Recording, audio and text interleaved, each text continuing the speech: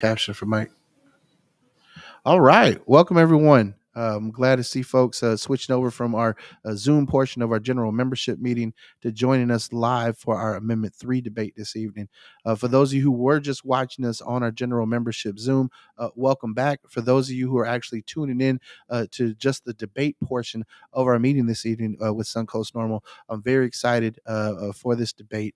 Amendment 3 is a very important vote coming up. I mean, we're already voting. You got with this presidential election, you got folks on the ballot for United States Senate, folks on the ballot for U.S. Congress. You have the Florida State Senate. You have every member of the Florida State Legislature who actually have the power to affect our marijuana laws here in Florida, to actually amend our Constitution. They're going to be the ones who essentially get the football for amendments when they're either passed or address some of the shortcomings that happen when amendments get passed.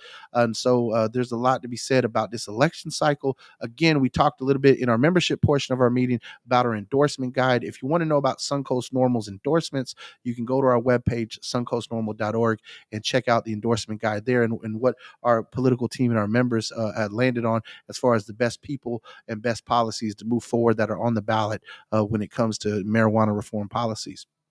Now, this evening, we have decided after so many media topics and coverage around the amendments, so many politicians who we've never even really heard of their opinions about weed, talking about it. When you hear information coming from all different directions at you, and you as a voter just really don't know where you fall at that, we wanted to make sure that you had the opportunity to hear from folks who are actual cannabis advocates, not politicians, folks who are consistently in the trenches fighting for the civil rights of cannabis users in Tallahassee, of cannabis business owners in the state of Florida, and understanding where this amendment is going to move the needle on reforming and policies, how it's going to affect business, how it's going to affect people currently in business, how it's going to affect people who are looking to get into the business, how it's going to affect the existing medical marijuana industry. A lot is going to be affected by this, and that's why you as a voter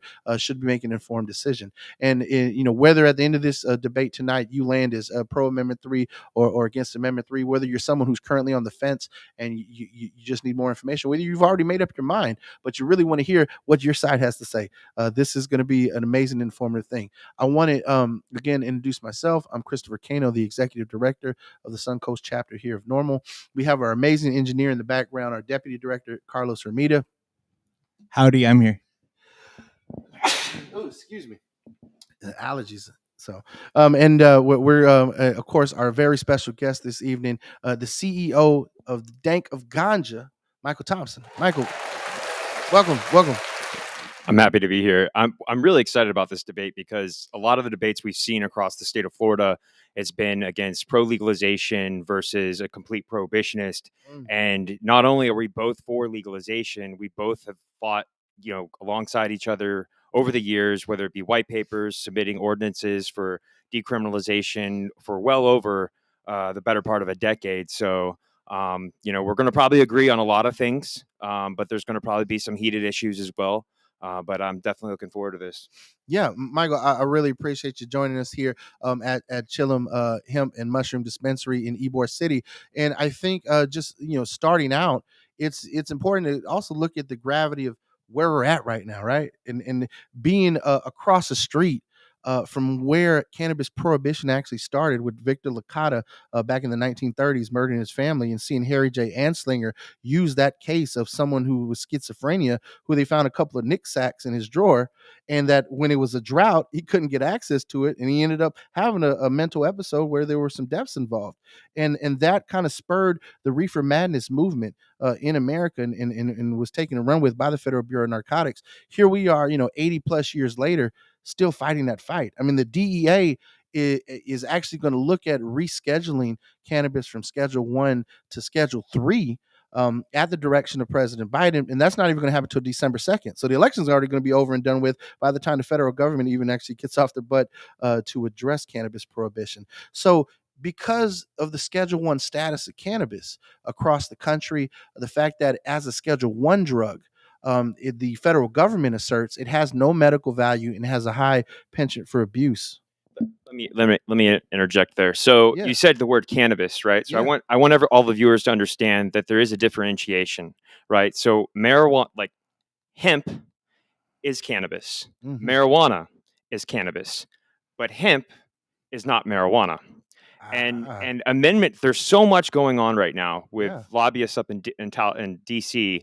So much is weighing on Amendment 3, right? Yeah. And if we look at what the 2018 Farm Bill did, it basically legalized 80% of cannabis products. Mm, We already have federally legal cannabis legalization. really? Absolutely. And here's the thing. I agree. Nobody should be arrested for marijuana possession, cannabis possession, hemp possession. There's over 16,000 arrests.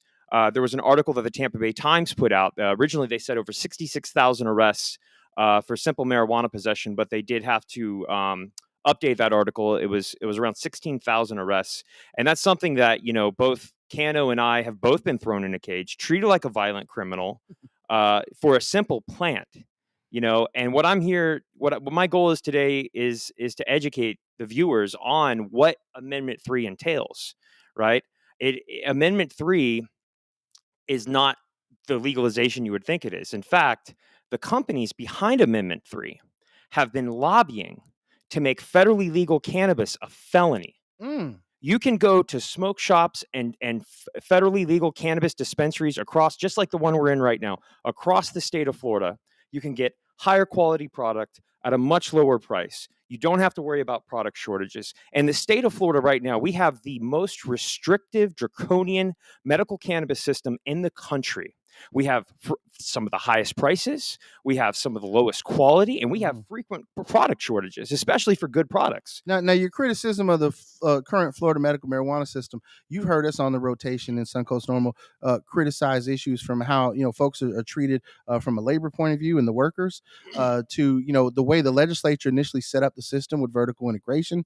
And so, like you said, we are going to agree on a lot of things. The existing system is not perfect. It was set up initially to have with the Compassionate Care Act in 2014 to just allow CBD businesses to start giving to medical patients. They only set it up for 5 licenses in Florida. Right. Let's talk about that. In 2014, Yeah. Hasley Bashir's it was actually revealed by an FBI file that the CEO of one of the major cannabis companies, Hmm. her husband, we'll just call it Boofleaf, right? We'll just call the company Boofleaf.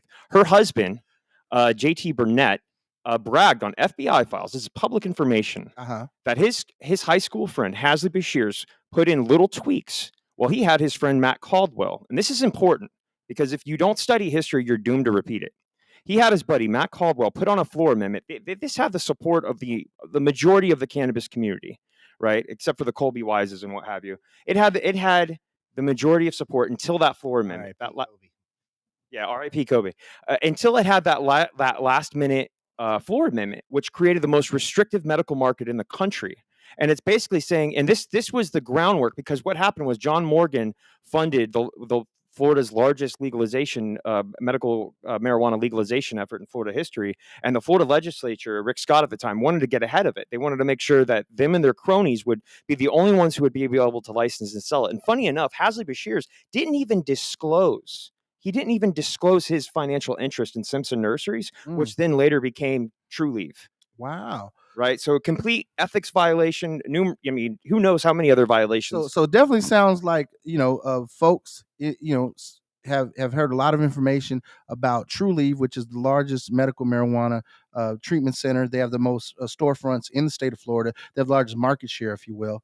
And it seems like definitely judging from your body language and how you feel, you got to axe to grind, right? Because I know you to be a free market capitalist, right? Like that's what I know about you is like you really do believe in the American values of the free market. I know Carlos is a business owner. He definitely wants to be able to make money and not have to consistently go to the legislature each and every year to worry about getting shut down.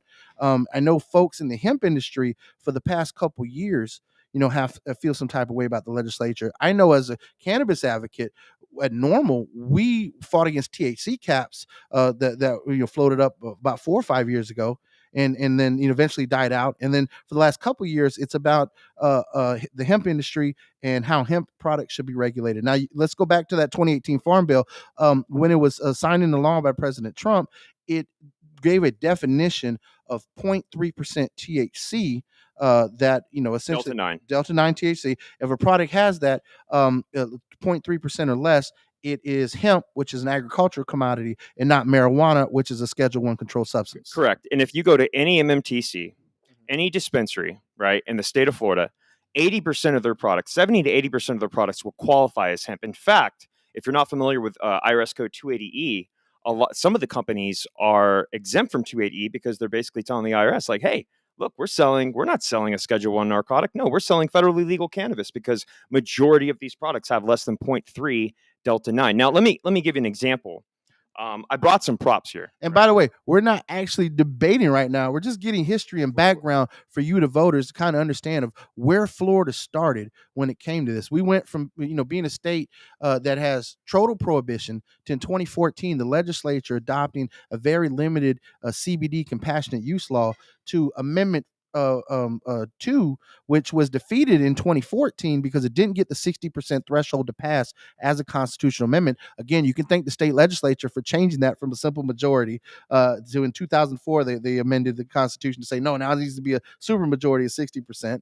And then in 2016, it managed to get over the top with a 60%. And then the legislature took that amendment and they said, hey, we're going to implement it. So we're going to, this constitutional amendment gives us the power to make more laws around it and create the licensing structure. Right. And since we're on to that point, Amendment 2, it included all parts of the plant. Mm-hmm. So theoretically, the legislature could allow individuals to have clones, potentially grow. Yeah. But Amendment 3 specifically excludes those parts of the plant. So I understand that people say, and I understand the argument about the single subject issue, but they could have included all parts of the plant, right? Well, let me bring that up on that, because to make it on the ballot, right, you have to go through the Supreme Court review once you get the allotted number of signatures. And the Supreme Court struck down Regulate Florida and Make It Legal Florida. And Regulate Florida had an adult use structure on it, and it also did have the ability to grow your own plants. And they said that it was a violation of the single subject rule. So, the way I understood Amendment 3 being written and how its origin came about was it had to get through the most conservatively stacked Supreme Court that you can expect at the state level in the country. 5 of those justices appointed by Ron DeSantis, who we know is anti-cannabis. So let me in a lot of ways. Yeah, let me specify here. So what I'm talking about, I'm not talking about home grow specifically. I'm talking about a pathway for home grow later on. Amendment 3, there's virtually no pathway in the specific amendment for home grow later on. Whereas with Amendment 2, that included all parts of the plant. Whereas Amendment 3, they specifically excluded that. Now, listen. There was a court case that decided that, though. It was Joe Redner, who's a friend of the show and a friend of Suncoast NORML, who sued and won in the lower courts that he should have whole access, that he was right with that amendment. Okay, guys, this is Carlos coming in from the sidelines here. Looks like we went from setup to debate. And Einstein, Mike here, we lovingly call Einstein at times. All right. Has a lot to say. I have a lot to say, but Carlos, thank you for stepping in as our debate moderator and making sure we get back on track, as we were talking about the history of cannabis in Florida, and we're getting off track as to getting into the debate side of things. So Carlos, I know you're a moderator, so go ahead and take us away and jump on the mic here and kind of guide us on this before we go off track. To our listeners or our viewers, because I'm just off of camera. Unfortunately, we don't have enough space for me to be on camera. My big behind takes up half. You know what? I got a big behind myself, and we got to make sure Mike gets in there.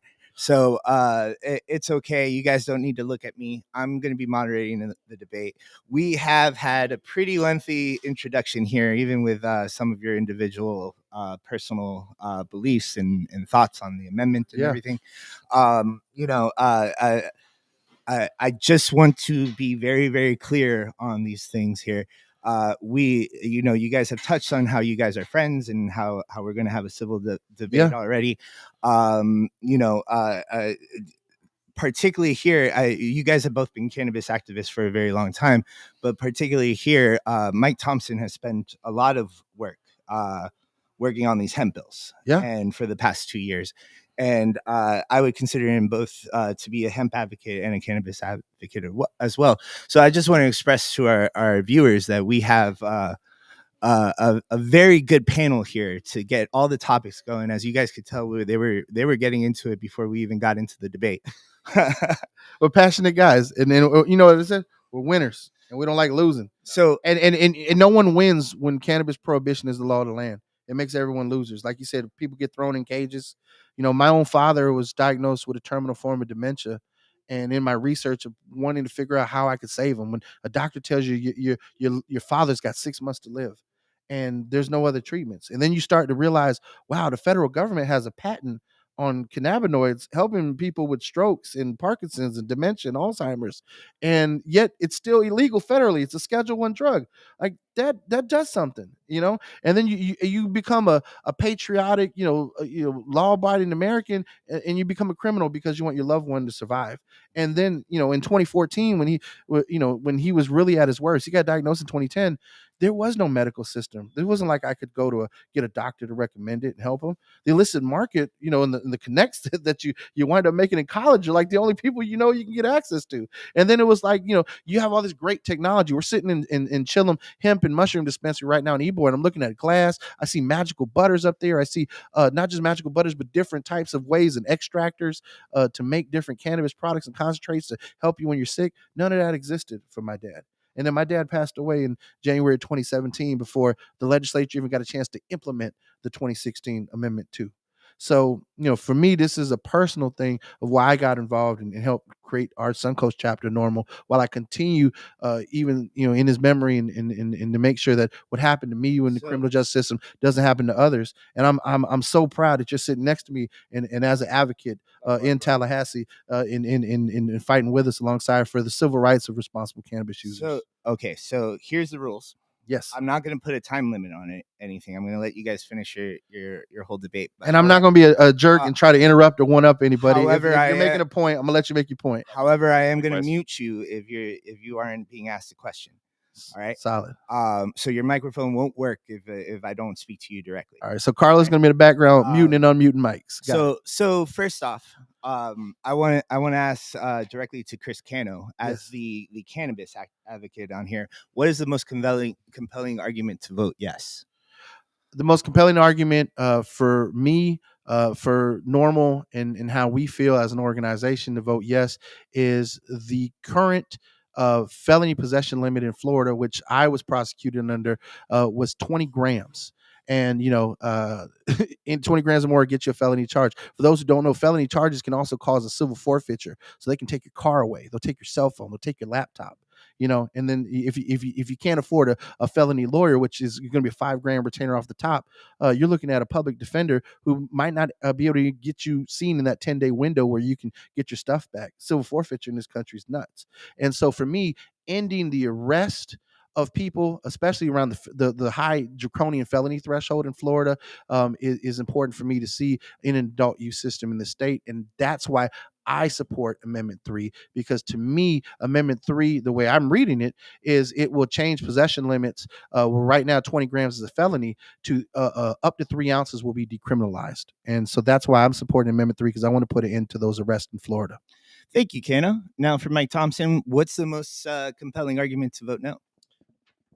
I would say that it's 80% of cannabis products are already federally legal, and a tiger doesn't change its stripes. So the same companies that are promoting and pushing, the handful of companies that want their monopolistic privileges that are pushing for Amendment 3, just legislated to take away your right for home grow. That's right. You can grow right now. You can grow federally legal cannabis in the state of Florida. You can get a hemp cultivation permit.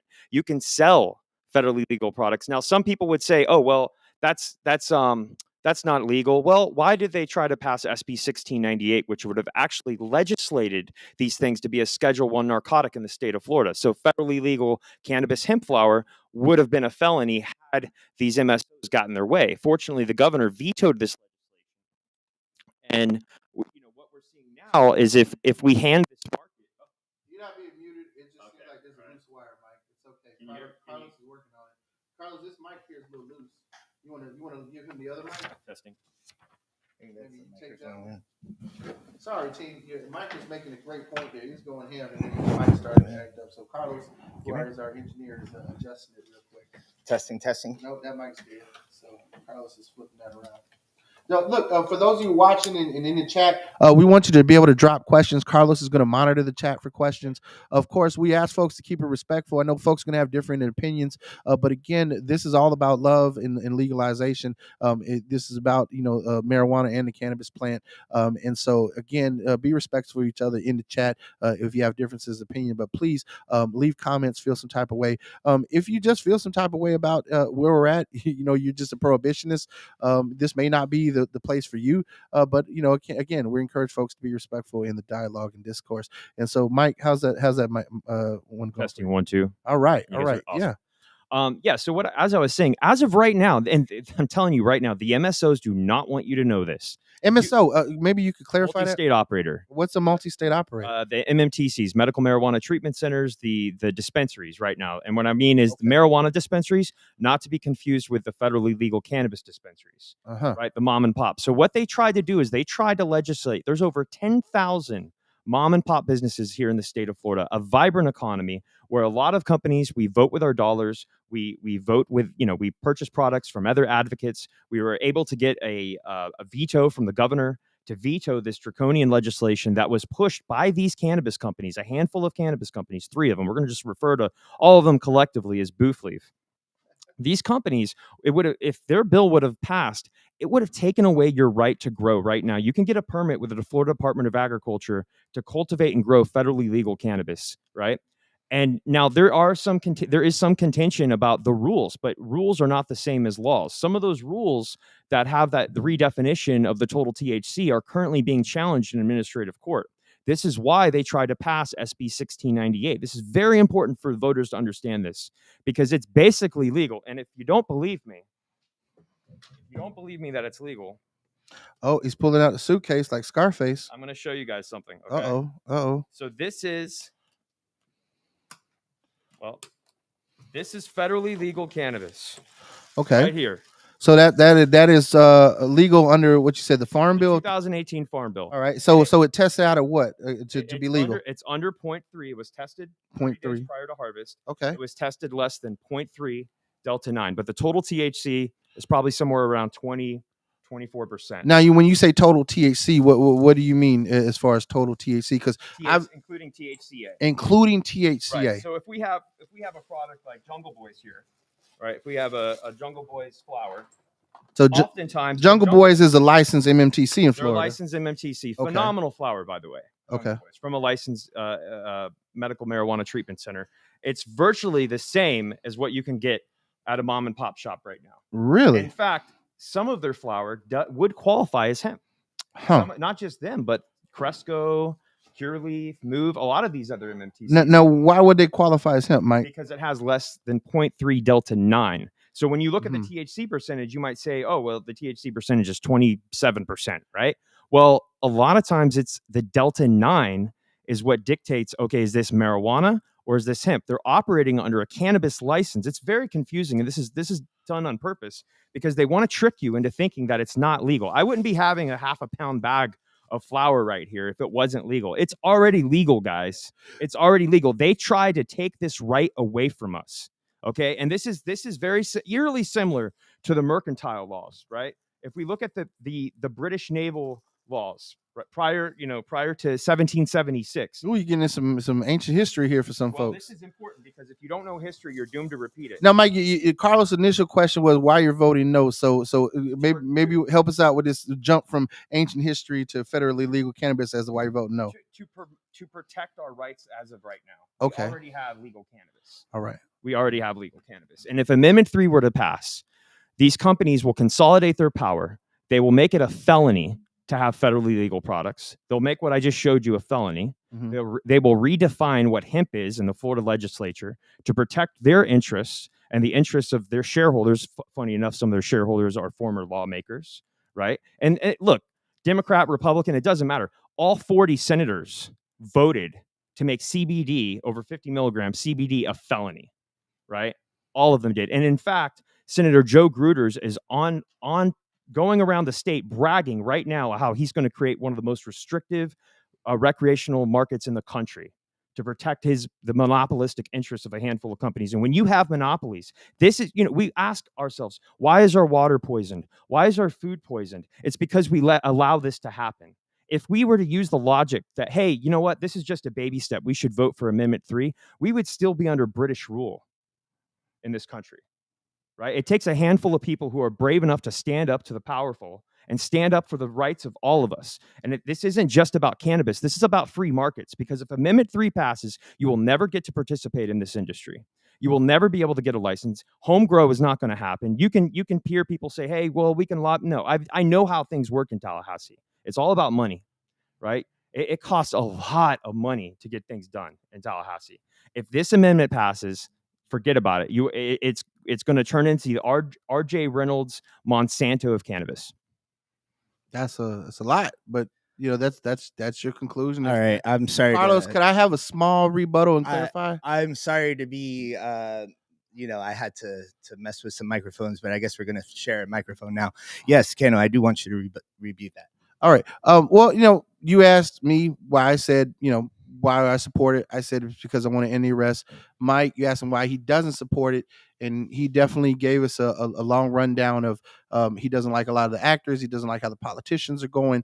He currently feels as though they're with the hemp products that are currently legal at the federal level, that this amendment is unnecessary. Is that kind of like how you're characterizing it? It's a hoodwink. It's a hoodwink. Okay.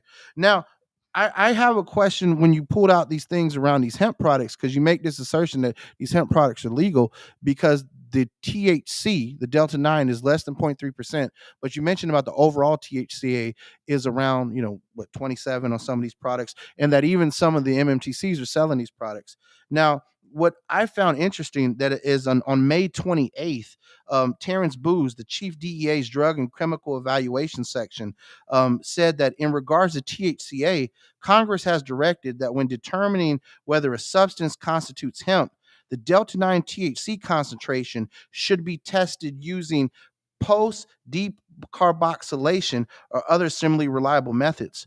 Now, if that's the case, then when you decarboxylate that THCA, then you're changing that content, and it's going to push you over that 0.3% threshold. So, this is a concern right now, because I want to make sure we're protecting people's civil rights too, and making sure that people don't go to jail for this. So, you mentioned that they're trying to change that right now at the level. That's kind of something they didn't really address in the Farm Bill. The DEA is now weighed in on it. And so when they're looking to reauthorize the 2025 Farm Bill, there's folks lobbying at the federal level for that. So you said some of these folks are existing MMTCs. And again, because those existing MMTCs are also helping fund Amendment 3, and they're trying to shut down these lobbying efforts, that's why you don't support it. I just want to be clarifying your point. Yeah. So what's happening right now is, and this is from what we've heard from our lobbyists. There's a lot of eyes in DC looking to see what happens with Amendment 3. We've had legislation introduced by Senator Rand Paul to expand the federal legal cannabis market, right, from a 0.3 to a 0.9. And investors are waiting on the sidelines as well. We see a number of MSOs that are now selling, multi-state operators like Cureleaf and GTI, that are now selling federally legal cannabis products across state lines. What you're talking about, though, specifically pertaining to the 0.3 Delta 9 THC and the decarboxylation, in fact, a lot of criminal cases have been thrown out because once they get the judge to understand that, hey, you're literally taking a federally legal product, you're converting it into a Schedule 1 narcotic to get the test result that you want. And a lot of times those charges are being completely dropped. And I will commit to this right now. If Amendment 3 fails, I will be more than happy to fund and sponsor an education program with Suncoast NORML to educate people on the legality of what we currently have right now. Because once people, this is not, they do not want you guys to know this. I'm telling you guys, they are freaking out. They have an entire PR campaign. The PR firms hire and pay the local news stations, and they're trying to scare people into thinking that they even call it intoxicating hemp. It's federally legal cannabis is what it is. And if Amendment 3 fails, the legalization is going to be through the Farm Bill, which makes so much more sense for investors, stakeholders, everyone. But if Amendment 3 passes, what I hate to say this, but what's probably going to happen is we're going to see further market consolidation. more companies buying it, higher prices, fewer choices. And you guys can mention in the comments, if you're a current medical patient, how happy are you with the customer service? How happy are you with the current prices? Do you think that's going to change? If I own a cannabis company, I have a fiduciary obligation to my investors, not the patients, not the customers. So who do you think I'm going to, if I can charge more for an eighth and I only have a limited amount of square footage to grow, who do you think I'm going to put first in the line? I'm going to say, sorry, medical patients, we don't have anything left for you guys. This is under a different SKU under metric. This is going to be for our recreational patients. The same thing happened in Washington. It happened in Colorado. So if you're a medical patient, you're going to be put on the sideline, right? And yeah, so. Okay. Thank you guys very much. That was all very interesting stuff. Those are the opening arguments, ladies and gentlemen. That was why are you for and why are you against? Now, Carlos, our debate moderator, is moving into the nitty gritty. All right. This question is for Christopher Cano. The amendment says MMTCs and other licensed entities will be able to sell cannabis legally. What does other licensed entities mean? Well, we talked about this in our member meeting. We talked about this a little bit earlier in the setup for the debate. The amendment gives the legislative branch, our Florida legislature, the constitutional power to essentially pass laws that have to do with licensing business entities to essentially sell, cultivate, transport the marijuana for adult use purposes. And so right now, there is existing 23 licenses in Florida. There's a little over 20 licenses that are pending under the current amendment too because of our patient counts. Currently, the existing MMTCs in Florida, the medical marijuana system, is successfully servicing close to 1 million patients, one of the largest medical programs in the country. Now, is the medical system itself doing a good job? Results are mixed. I did read that Wall Street Journal article that was really concerning recently about how a lot of medical marijuana places and multi-state operators around the country have been lab shopping, have been producing moldy bud stuff with pest in it, and that other states that have more stringent testing, that have more competent bureaucrats running their program, seem to have better results. Florida is a product of Florida men and women, Florida man, if you will. And so if you think about how Florida man runs his government, you got a Florida man style currently medical marijuana system in that people are still being fired from their jobs for using medical marijuana. And that's a major concern that people have with it. So for me, looking at the existing MMTCs and what they're going to be able to do, they're going to be able to sell it with Amendment 3.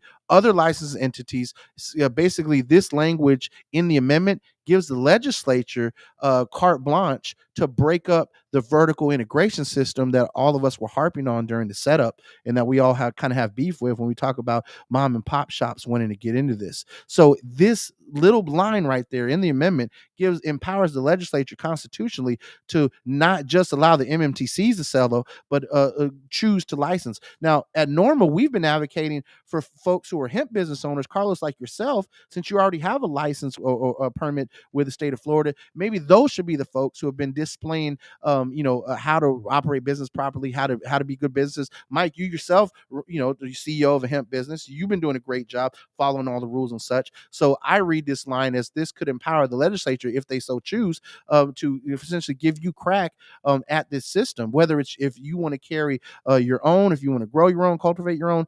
But that's the way I see that question and how that applies to the amendment, Carlos. Okay, I'm going to have to put time limits down. So, Mike, please, 2 minutes. I can do it less than that. Okay, so we need to look at the legal language, right? So if we're looking specifically, and we're talking about the free market, right? When you don't have a free market, you're depriving the people of Florida of economic opportunity and liberty, right? It says here on page 4 that they may, right? I don't know if you can see that. It says they may. By the way, this is the full amendment. It's 4 pages long, right? This is crazy.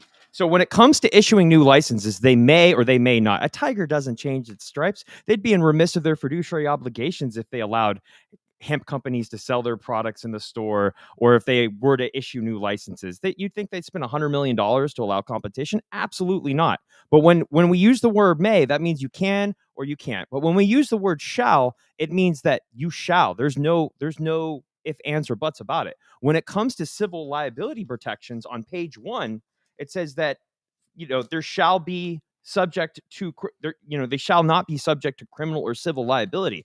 So we know that a lot of these companies, the booth factories, are selling moldy products. They're using illegal herbicides, pesticides, plant growth regulators, fungicides, right? This isn't happening in craft growers, right? This is what's happening with these large cannabis companies, and this removes all liability. It's right here. Don't take my word for it. Go read all 4 pages of this amendment. You just said something just right there at the end that you close out, removes liability. Where does it immunize a company's liability in the amendment? If you could point that out, because I just don't see it. Okay, guys, we're going to the next question. Okay. All right, this question's for. Well, Carlos, hold on. I want him to answer that because he made a claim. Yeah. So a medical marijuana treatment center or that other state licensed entity, including its agents and employees acting in accordance to this section as it relates to acquiring, cultivating, processing, manufacturing, selling, and distributing marijuana products and marijuana accessories to adults for personal use shall not be subject to criminal or civil liability or sanctions under federal law. Yeah, so under state law, they wouldn't be prosecuted like you could be prosecuted right now for selling adult use of cannabis. I mean, that's the amendment. The existing statutes also indemnify them against being prosecuted for selling medical products. This specifically gives them the same protections that vaccine manufacturers. Okay, guys, we're going to go ahead and move on. All right, this question's for Mr. Christopher Cano. The hemp industry claims that cannabis is already legal with THCA flower. Why are people still getting arrested for cannabis? Well, the Tennessee Supreme Court really recently had an issue on this. They argued around whether or not you could be stopped by a cop for the smell of cannabis, and because hemp products are legal, that they shouldn't have probable cause to do that. Well, that Supreme Court said, too bad.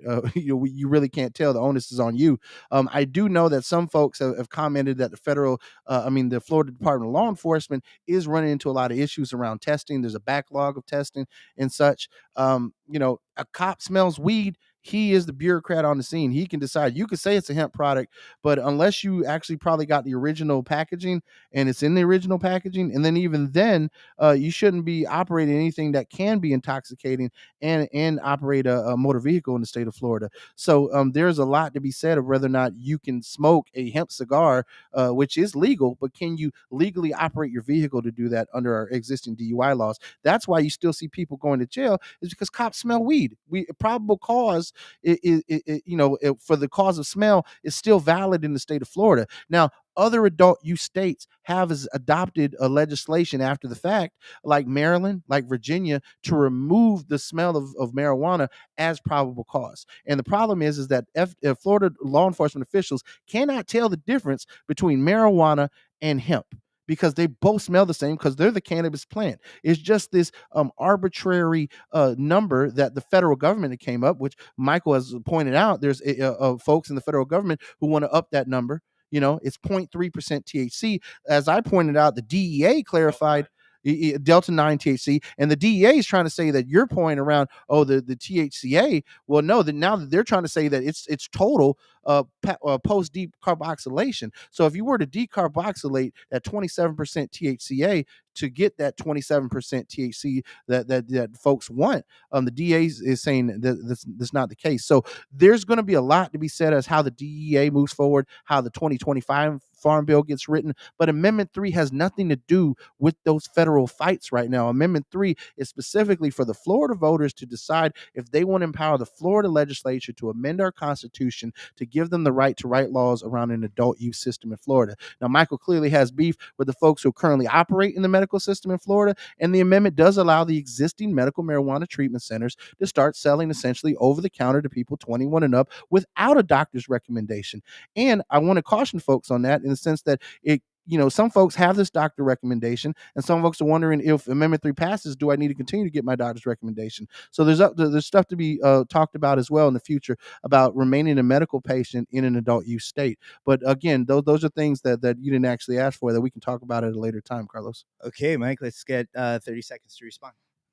So I don't have any beef with any MSOs. The only beef I have are with the companies that are actively trying to legislate away their competition, to criminalize their competition. That's the only beef I have, right? And in fact, if these companies, if they would have done what they did in Arizona, right, they started acquiring some of these federally legal cannabis companies as opposed to trying to shut them down and criminalize them. I think that was a grave miscalculation by the leadership on Amendment 3 was to trying to quietly, at the wee hours of the very last minute, attack these federal legal cannabis, i.e. hemp companies. That was exactly 30 seconds. All right, Mike. The amendment does not mention hemp at all. What would it look like for hemp stores if we vote yes? Well, like I said before, a tiger doesn't change its stripes. So what you'll find is if Amendment 3 passes, the market cap of these companies would skyrocket. They've already spent, millions of dollars on lobbying efforts. They'd probably spend another, who knows, $20-30 million on lobbying efforts. They had over 40 lobbyists trying to shut us down.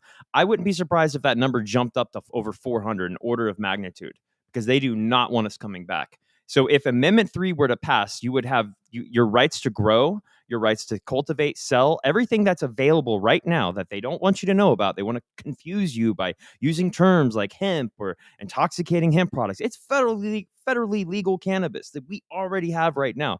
Those rights will be stripped away. You would be forced to buy from a company. In fact, I'm going to bring it in for a landing. The company that's behind this amendment, they hire the same lobbying firm that Capital City Consulting that also represents Geo Group, the private prison contractor.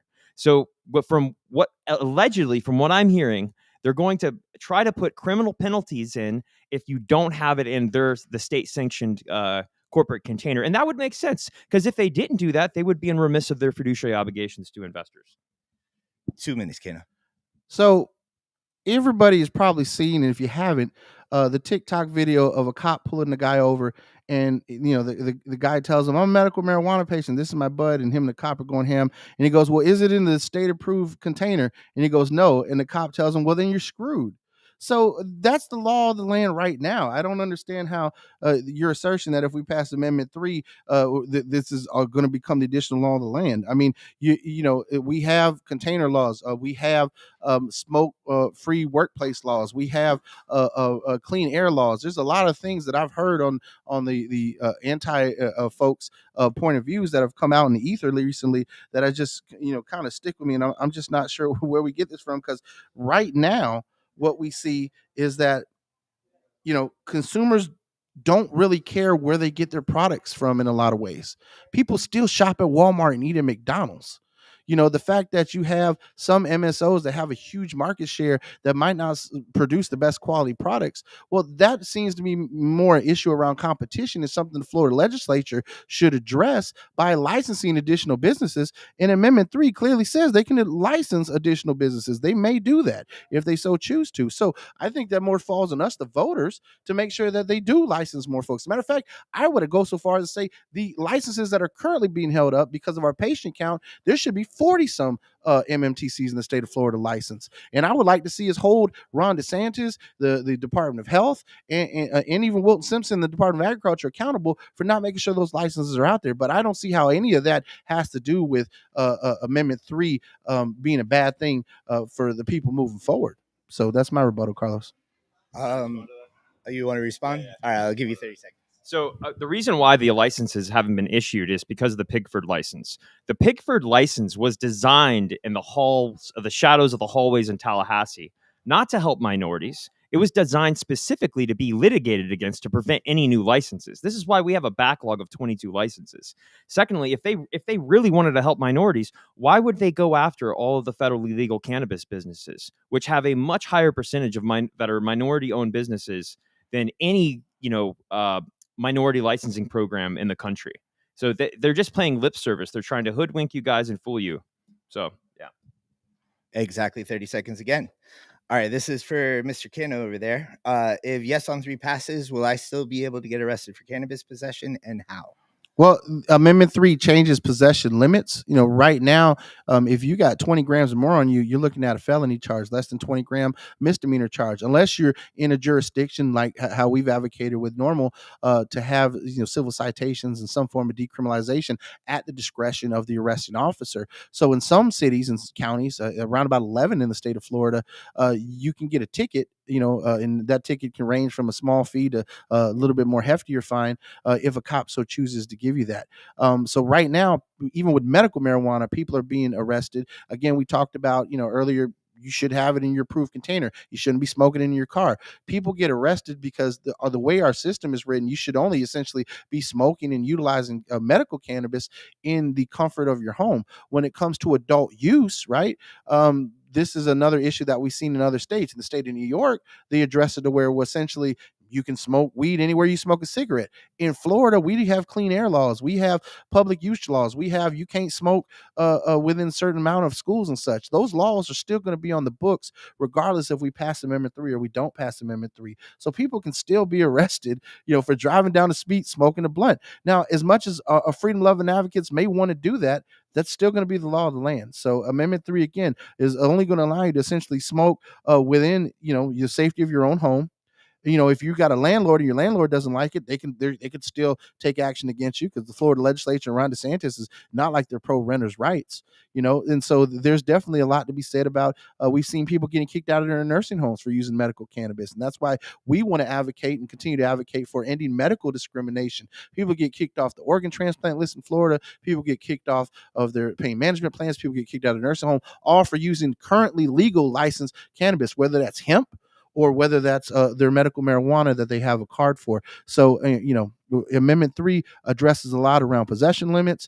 If it's in its approved container, you just bought it, I don't see why you should be getting pulled over and arrested on that. And then even then, it doesn't really say anything in the amendment about approved containers. The amendment just clearly says up to 3 ounces. The container side of things and all that is other statutes that can be addressed. And all that, again, this amendment empowers the Florida legislature to fix those shortcomings. Nothing in this amendment prohibits the legislature from enacting laws that are consistent with the amendment. So, if you don't like how the legislature enacts the amendment, then it passes laws to adjust it, pay attention to our endorsement guide, get involved in the legislative process. But again, I don't think that's a good enough argument to strike down the amendment. Mike, you got 1 minute. Yeah, I mean, like I said, cannabis is already legal, right? You have the opportunity to start a business right now, open a federally legal dispensary, cultivate, grow, sell, distribute. There's plenty of stores. I'm going to stop you right there. It's not on what's going on now. If the amendment passes, right, how could you still get arrested for cannabis? Okay, so if we're talking about that, if the amendment passes, how could you still get arrested? Okay, so I would say, a lot of that has to do with, look at how the prior implementation legislation was put in. They put the shareholders and the billionaire class first, before the people, before the voters, before the mom and pop businesses.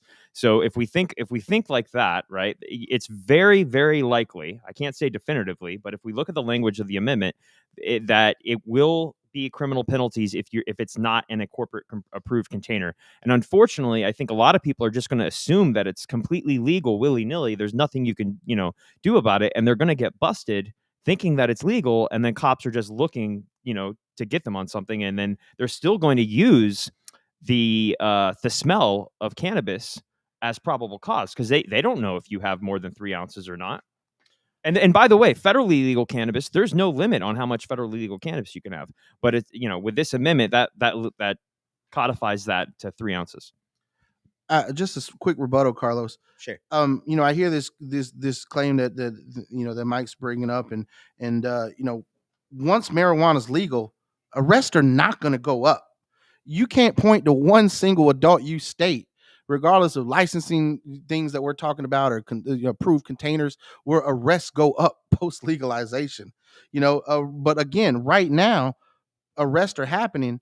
Felony arrests are happening for more than 20 grams, and this legalizes up to 3 ounces. And this will eliminate tens of thousands of misdemeanor arrests and felony marijuana-related arrests in the state of Florida, and that's why I support it. Before we continue, I just want to tell all of our viewers to please drop any questions you may have in the chat. There's a lot of arguing in the chat right now. If you want to get a question in, if you're, want to put your point forward or something like that, please drop it in the chat, because I've only got a few more questions. 30 seconds. Yeah. So for those of you in the comment section that are, say, the Farm Bill argument, there was actually an attorney, a well-known attorney who's been an advocate, and he actually mentioned that if you say it's hemp, the burden of proof is on the state now, because of those cases that have been getting dropped because they're decarboxylating, they're converting that federally legal product into a Schedule I narcotic. Once the judges understand that, cases are getting dropped. But to your point, Cano, about arrests going up or down, In general, I think you're right, but I've never seen like I really do. I think you're right, but I've never seen. Let's look at the let's just assume that arrests do go down. Look at the economic ramifications of those people who aren't going to get arrested versus removing the free market, right? Depriving the people of Florida of economic liberty and opportunity. I would argue that pales in comparison to those arrests. And secondly, we've never seen a state have both a private prison contractor and the author of the amendment team up and hire the same lobbying firm. I'm not trying to get into conspiracy theories here, but this is Florida. And Florida is well known for their private prison contractors implementing and lobbying for mandatory minimum sentences for nonviolent crimes. I just can't rectify around my head continuing arresting folks on these crazy felony charges when, like I said, the one thing the amendment clearly does is it change possession limits, which 20 grams is currently a felony, to up to 3 ounces being decriminalized. For the vast majority of cannabis consumers, most people don't roll with 3 ounces on them. You might have an ounce bag, you might get a lid from the plug. I'm just being colloquial here, but I don't see how continuing this back and forth on the possession thing is like, you say, hey, there's this one thing about the bill I don't like, and I don't, the free market is important, and I don't trust the state of Florida and the politicians. I don't trust the state of Florida and the politicians. But what I do trust is the fact that if we, the voters, pass this amendment, it changes what caused me to go to jail, in effect. And Carlos can attest to this, me being a really irritable person for having to go to rehab for a whole year and dishing out 15 grand because of these felony charges to get my record expunged, versus this won't have to happen to people anymore. Especially not someone who just came from his grandma's house for making sure grandma's got her weed and then wants to take it home to a sick dad, and you only got half an ounce on you at best. And this next question is for you, Kano. Why would Trulieve fund this amendment for so much money? They spent millions of dollars. Why would they do that? Market share, man. I mean, no amendment, grassroots style amendment in the state of Florida gets passed through 22 million voters to get in front of them without some type of financial backing. John Morgan backed it in the medical amendment, and some people are like, well, did he do that out of kind of his heart? He had a great story with his brother Tim, and God rest Tim's soul, of how he felt about that. But I also know that some people point out he's also a shareholder in some of the MSOs that exist today. Trulieve is a business, and they're about making business. And again, this opens up their market. Right now, they only have 1 million potential customers in the medical marijuana market. As an adult use market, this would open up that possible customer base to the 22 million Floridians and the other 330 possible million Americans coming here on vacation and stuff, who won't need to show a medical marijuana license from the state of Florida, medical marijuana card, to get access to their products. So, if people are asking, why would a corporation who, gets the ability to sell to anybody, to 330 million plus people, when they currently can only sell to a possible million, would fund something like this? I mean, it's like Mike said, it's free market. It's the American way. Money in politics. If you don't like money in politics, then take it up with the U.S. Supreme Court and their decision in Citizens United. But for right now, businesses have a lot to say of how they push things along and what they want to have. Again, this opens up the market for the MNTCs who are all competing right now, 23 licenses, over 1 million people, to open it up to 22 million people each and every day, and the millions of tourists that come here. Mike, let's give you 2 minutes. Yeah, so I would say, like I said, the tiger doesn't change its stripes. But my biggest point this evening is to let you guys know that 80% of cannabis is already legal, right? And I know there's executives and MSOs that are feeling like nails on chalk every time I say that, because they don't want people realizing this. You can go online, you can order it. It's all federally legal. You won't have to compromise your Second Amendment rights. My issue is with this amendment is not legalization. This amendment hands over monopolistic privileges to companies that have a history of lobbying and trying to legislate away their competition and turning them into criminals, and I spoke in front of the Florida House. I spoke in front of a number of different committees, and I said, look, if you guys pass this bill, you're going to be creating millions of new felons, right? And if this amendment passes, that's one of my concerns of arrests going up. Because if somebody orders a CBD or a federally legal THC product and it gets it in the mail, and they get their way, if their new version of SB 69 comes into pass with Amendment 3 passing, those people, they don't know better. It's highly likely to be a criminal charge had they gotten their way the first time around. So the crime of depriving people of economic liberty and freedom. And if you think that they're going to legislate horizontal integration or work with the hemp companies, I got a bridge in the green swamp to sell you. Well, but on that point, Mike, just going back there, it clearly says right here that he may license other entities other than MMTCs. That clearly shows me that they can the legislature is being empowered by Amendment 3 to take down vertical integration if they want to. Okay, guys, I know you guys are heated about that, but I think we need to move on. All right, thank you, debate moderator. Respectfully, if I can. Well, 30 seconds. Less than that. So let's look at all 4 pages. Look at how many times they use the term shall, and look at when they use may. One of the only times they use may when it comes to issuing new licenses. Almost everything else is shall. So okay, guys. You shall not cover your neighbor's wife, but you may cover your neighbor's wife. I mean, what are we arguing about? Okay, guys. All right. We have some questions in the comments now. However, some of them are not exactly pertaining to the amendment, things like reciprocity or whatnot. But let's go ahead. Let's talk about why should I vote yes on when I cannot home grow. Kano. Can you grow a home right now? No, right? But this changes, it ends tens of thousands of arrests in the state of Florida, right? And explain to me what state has passed home grow before they passed adult use. See, there's crickets on that for all across the board, because that's where we're at right now. Like the legislature, California, Washington, Oregon. The legislature is in Florida. The Florida man legislature, run by good old Ron DeSantis, is not going to pass any type of restorative justice measures, and they're not going to grant additional freedoms until you normalize the crimes that people are being prosecuted for. You know what? If Amendment 3 doesn't pass, you know what else we're not going to see besides home grow? You're not going to see people getting records expunged. You're not going to see pardons. You're not going to see clemency. You're not going to see people released out of the cages. But that's nowhere in the amendment either. So I'm not going to tank this amendment and vote against it, because again, people who are being arrested right now, people like myself who have really been affected by this, who have their families affected by it, will see the alleviation under the law, because again, 3 ounces or less is going to be decriminalized. For folks who have issues around how the licensing structure is, it does constitutionally enable the legislature to go ahead and break up vertical integration if they want to. If you got an issue with how the legislature operates, don't tank the amendment because you don't like the politicians. Replace the politicians. That's my point, Carlos. This question is for Mike. The vertical integrated system of Florida. I'm sorry, I was reading the wrong one. Does the amendment establish licenses for non-vertically integrated systems? No, it leaves it open, but if the last 8 years were any indication, it's highly unlikely. I'd like to add something. I do have a point of contention on the home grow. Technically, home grow is legal right now. You can go to FDAX. In fact, FDAX deleted this from the website because they don't want you to know about it. But you can get a federally legal cannabis cultivation permit, i.e. hemp cultivation permit, from FDAX. The company behind this amendment lobbied and tried to legislate this right away from you to make it a felony. They tried to make this illegal. Okay, I wouldn't be holding half a pound here of federally legal cannabis, right? If Amendment 3 passes, that will be a felony. You will not be able to do that.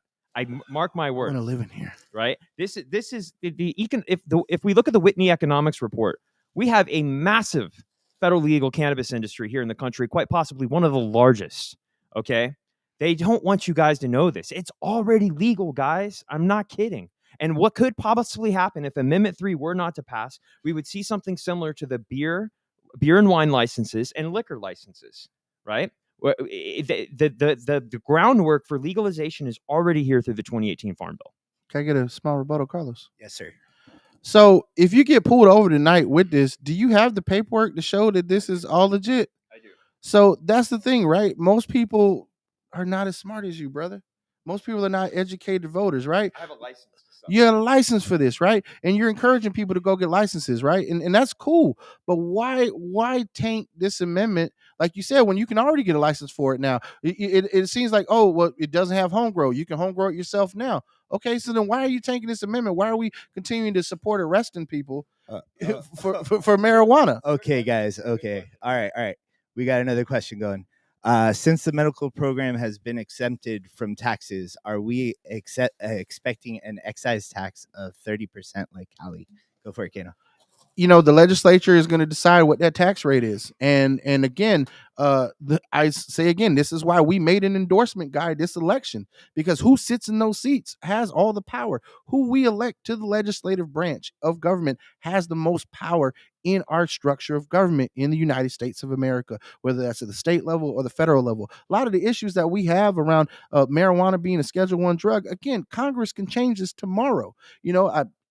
We've caught a lot of flack at Suncoast Normal for endorsing Kamala Harris, but when she was a United States Senator, she sponsored the MORE Act, the only bill that I've seen actually get a vote in 80 years of Congress to remove cannabis from the Controlled Substances Act. Whether you like her other politics or not, I can tell you that that issue there is important to cannabis consumers. And if you're a cannabis consumer, I encourage you to educate yourself by going to our website and seeing who the people in the legislature that are up for office and up for election are, because those are the ones going to implement it. Those are the ones going to make that decision. And so I don't want to see us overtaxed. I don't want people going back to the illicit market. I want a robust market in the state of Florida.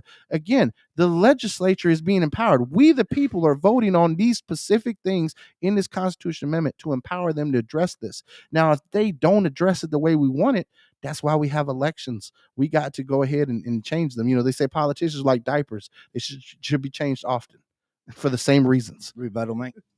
Yeah, so I would say this, it's a plan. It should be legal. It's already mostly illegal, right? If we give them monopolistic privileges to the same companies that tried to make this a felony, what do you think is going to happen? It's like a plan. It's like tomato. How are you going to sit there and say like, oh, I'm the only one who can sell tomatoes. Screw you. I'm going to throw you in a cage and treat you like a violent criminal. That's exactly what Amendment 3 will do. It'll further consolidate power. The quality will go down, right? You won't have the freedom to start a business. I don't know what Kool-Aid you're drinking to think you might have a chance of doing that. Forget it. Right. Secondly, home grow is not going to happen because they have a history. They tried legislating away our federally legal cannabis program here in the state of Florida to make it a felony where you can't do that. This is why they tried to codify it from a rule to a law. We're talking specifically pertaining to the rules implementing the 2018 Farm Bill. So I do not trust these people. Right. I do not trust them. You will look back in history, just like I said, with the mercantile laws and the British Naval Code. Right. If we were using the same logic, like it's just a baby step, we should vote in the right direction, we would still be under British rule today. Look, it is far more likely that lawmakers would address home grow post legalization than in a state that just rejected legalization. So I don't get the vote against it because it doesn't include home grow, and we'll never see home grow argument. It just don't make sense to me. Okay, guys. I think we're at our closing arguments. Who wants to go first? I don't know who to put first. I opened up, so Mike, I'll give you the.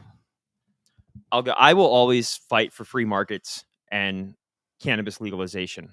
And I will say this. I will close with this. We already have federally legal cannabis.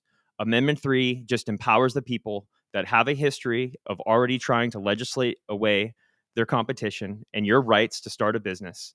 Right? I think it's a crime against humanity to sit there and say, hey, I'm the only one who can grow tomatoes, but once you give me the right to be the only one to grow tomatoes, I'm going to make sure next time that I'm going to legislate and make sure that you guys are criminalized to ever have a right. And I would just urge the voters to don't take my word for it. Don't take Kano's word for it. Read all 4 pages of the amendment yourself, right? And understand history and understand when you deprive people of free markets, you rob them of the economic mobility, and free markets have destroyed poverty more than anything else in our nation's history. Please vote no on Amendment 3. Okay, Kano, closing argument. I just don't understand the outrage over Amendment 3 failing to address home grow when the medical cannabis constitutional amendment did not explicitly say anything about home grow, and its lack of inclusion was not even an issue when we were all saying, yes, we want to move to a medical cannabis system. Now we're saying, yes, we want to move to an adult use system. A lot of folks don't like the fact that they have to spend $200 and some odd out of pocket to get a doctor's recommendation. They just want to walk in and be able to buy it, just like you can here with the federally legal cannabis that Mike has been talking about. And then even then, this is a state issue. We, the people of the state of Florida, want to buck the federal government essentially by adopting adult use system, much in the way half the entire country has also adopted adult use laws to buck the system. Now, in those adult use laws, it ranges on the political spectrum of liberal to conservative. Florida is a conservatively dominated state. We got a conservative constitutional court. We got conservative laws. You got conservative lawmakers. If you don't like the way the the lawmakers have designed this conservatively oriented system, if you want to see it to be a more liberal oriented system, if you want more civil liberties and more freedoms, then we need to elect the right people in office on the legislative side of things. But what this amendment clearly does is it changes that felony limit of 20 grams, which is less than an ounce for those of you out there, which people are being prosecuted and arrested in Florida right now. And it decriminalizes up to 3 ounces. It also decriminalizes up to 5 grams of concentrate. And I know folks have gone back and forth of whether or not any amount of concentrate in Florida is a felony. I know there's been lawyers out there that have been arguing against that and fighting for patients who have been pulled over, and folks have been arrested for having concentrates. I know that there's grandmothers who have been arrested at Disney World under the current system that we have. People come on vacation and leave on probation in Florida. But if we change these laws, what we will see is arrests go down. If we adopt Amendment 3, we'll see arrests go down. If we adopt Amendment 3, we will normalize cannabis legalization in the state of Florida. We will give some of those politicians that have not have what we like to say in Spanish, the cojones, or political will, the testicular fortitude to be forthcoming on cannabis legalization. And we may actually see them in an adult use system also address the shortcomings of the medical system that we have, because this is something that is going to be a hot topic next legislative session. But if we don't pass Amendment 3, they're not going to address none of these things next legislative session. Our battle is going to be that much harder and that much uphill to fight for. Again, I see it as this: how do you expect a home grow to happen if we don't normalize and legalize it first? How do we expect people to be released out of cages, locked up in cages, to get clemency, to get pardons, to get their records expunged, to be able to hold security clearance and government jobs, if we don't normalize the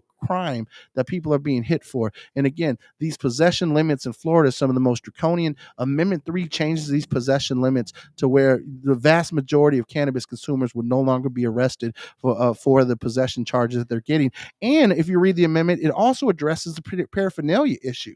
So Amendment 3 also legalizes paraphernalia for adult use.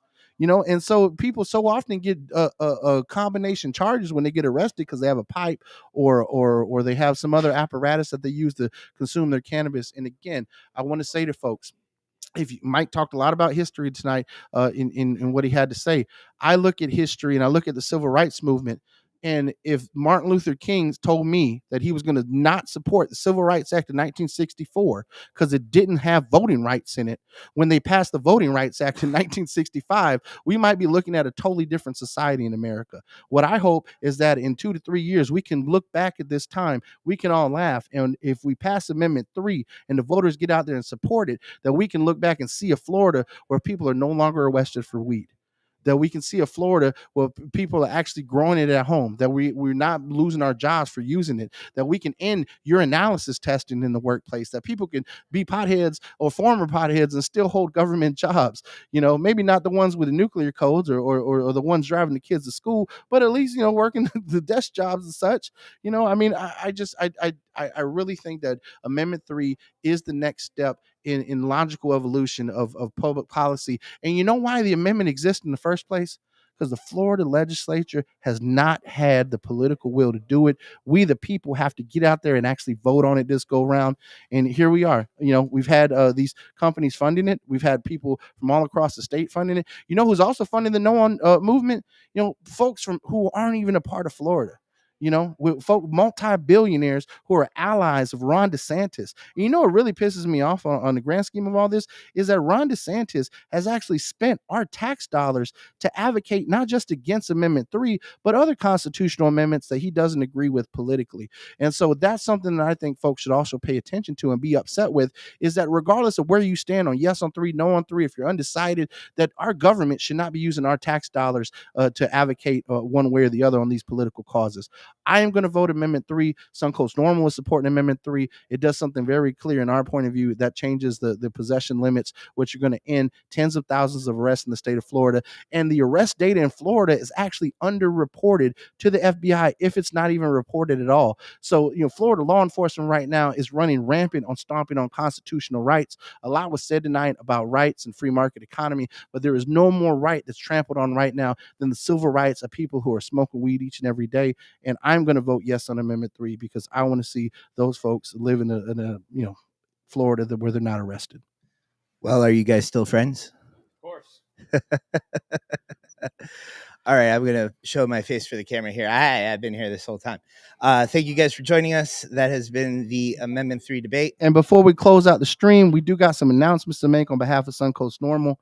For those folks who heard this debate tonight and you want to get more content like this, we at the Suncoast Chapter Normal and the National Organization for the Reform of Marijuana Laws encourages all responsible cannabis users to get out there, to donate their time, their treasure, their talent, become a member of Normal at the national level, become a member of our chapter here locally. We cannot move the ball forward on public policy unless we come together and that we're organized. And Normal gives us a space to do that. It gives us a space to find like-minded people. It gives us a space to actually come together when we disagree on things politically and in a civil way be able to discuss them, to educate the public on them. And so each and every Sunday we continue to have a show where we're showcasing candidates. We'll talk about the latest in cannabis reform policy, news and entertainment. Mike, I know you've been on the rotation many times on Sunday. Carlos donates his time and this amazing space here at Chillum Hemp and Mushroom Dispensary so we can have the rotation. Tune in this Sunday. We're actually going to have Senator Jason Pizzo, who's actually up for re-election, and he's currently suing the state of Florida over using our tax dollars to fight against Amendment 3 and Amendment 4 on these issues. So we'll see how his lawsuit turns out against Ron DeSantis using tax dollars to try and stop Amendment 3. Tune in this Sunday at 11. For those of you who again want to support this coming Sunday, November 3rd, yes, yeah, exactly. This coming Sunday, you're going to get to watch a replay of this and some of the other candidate interviews that we've had. So tune in. You can watch that on our social media channels and such. But look, we also want to make sure folks have fun, right? We are a member-driven organization. We're a 501c4 nonprofit, and our primary objective is to make sure that cannabis users have a safe space, that their civil liberties are protected, that they can meet with like-minded folks. We do a lot of member-driven events. And on November 16th, we're actually hosting our annual Halloween costume contest. Now, Tampa Bay just experienced 2 major hurricanes in the last couple of weeks. And so we, didn't feel it was right with the way looking at the devastation that folks are feeling, that local businesses have had, that even our event venue has taken at the Dignitary Cafe. And shout out to Ian Beckles at the Dignitary Cafe for hosting this. I know they're still trying to get the reconstruction done and get things remodeled in time. So we moved the Halloween costume contest from, this weekend, which was coming up on Saturday, to November 16th. So we're still going to have the opportunity to come out. You can have live body painting. You're going to have a cash prize on the contest. Carlos actually has donated a Puffco Peak on behalf of Chillum. So enter into the contest. Bring your best costumes. If you're someone who is a vendor, you got a business that you want to showcase among the Suncoast Normal membership. If you want to be a sponsor of the Halloween party, by all means, get in touch with us. Reach out to us on our website or email us at info@suncoastnormal.org. And again, we thank you, but we cannot do this amazing programming without you, our members, our future members, our potential members. So donate your time, donate your talent, donate your treasure. Go ahead and become a member. Make a donation to Suncoast Normal. Donate to National Normal for the great, amazing work they're doing at the federal level and in the court system. Even if you're a lawyer and you're out there listening, in December, at the first week of December, we're actually going to have the Key West Legal Conference, which National Normal has put on for over 30 years. And so if you need some continuing legal education credits, or if you don't need a CLEs, even if you're not a lawyer and you're interested in networking with like-minded people who are in the cannabis space, come on down to Key West. It's a great time. The Pure House for over 30 years has been hosting normal legal conferences. And again, I encourage folks to get involved, get out there, regardless of how you feel after this debate tonight, whether you're pro or you're against, you're still undecided, make sure you get out and vote. Early voting is happening right now, and we're not going to see any change around policies in this state unless we actually change the people in power and unless we change the policies that those people are empowered to enact. And that's all I got to say this evening, Carlos. I want to say again, thank you, Michael, for coming on the show, and we hope to have you on future shows. And thank you guys very much.